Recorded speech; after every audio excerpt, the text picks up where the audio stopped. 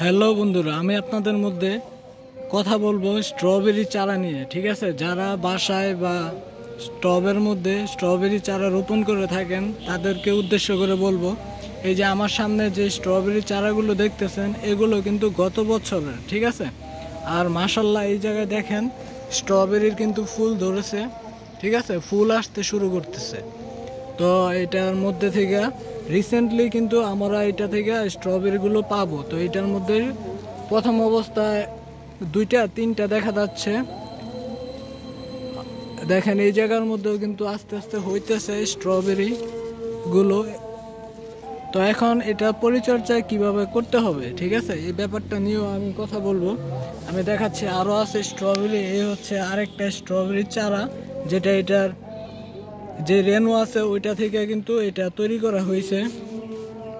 ঠিক আছে, আর এই স্ট্রবেরি চারা থেকে আমরা কিন্তু 2 মাসের মধ্যেই কিন্তু বড় স্ট্রবেরি কিন্তু পেয়ে যাব। ঠিক আছে, তো এটার মধ্যে ফুল ফুটতেছে, আমি আরো দেখানোর চেষ্টা করতেছি। এই হচ্ছে আরেকটা স্ট্রবেরি চারা। তো এটার মধ্যে কিন্তু অনেকগুলো চারা একত্রে। ঠিক আছে, দেখেন এগুলো চারাগুলোর গ্রোথ কিন্তু মাশাআল্লাহ অনেক ভালো।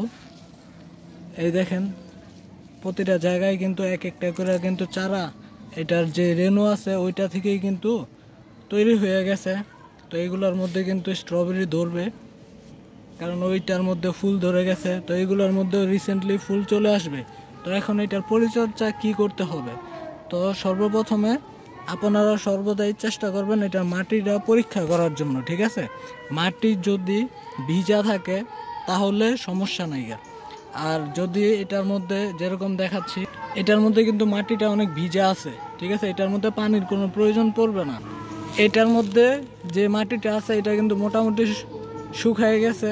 ঠিক আছে, তো এটা কিন্তু শুষ্ক হয়ে গেছে।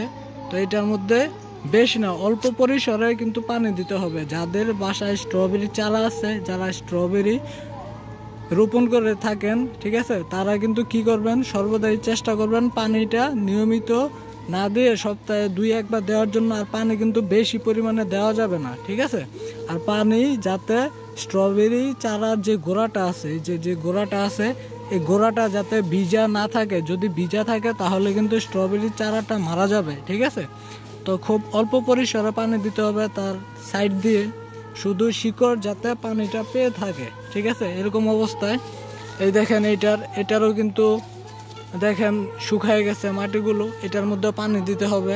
ঠিক আছে, পানি দেওয়া থাকলে এটা কিন্তু মোটামুটি খুব ভালো একটা পর্যায়ে থাকবে এটার যেই গ্রোথ। ঠিক আছে, দেখেন এটার পাতাগুলো কেমন দেখা যাচ্ছে, আর এটারটা মোটামুটি ঠিক আছে। আর এটার পাতাগুলো দেখেন, এটার পাতাগুলো দেখতেই কিন্তু মনে হচ্ছে যে অনেক সুন্দর গ্রোথ। ঠিক আছে, এটার মধ্যে পানির কোনো প্রয়োজন নেই, সম্পূর্ণ সব কিছু ঠিকঠাক আছে।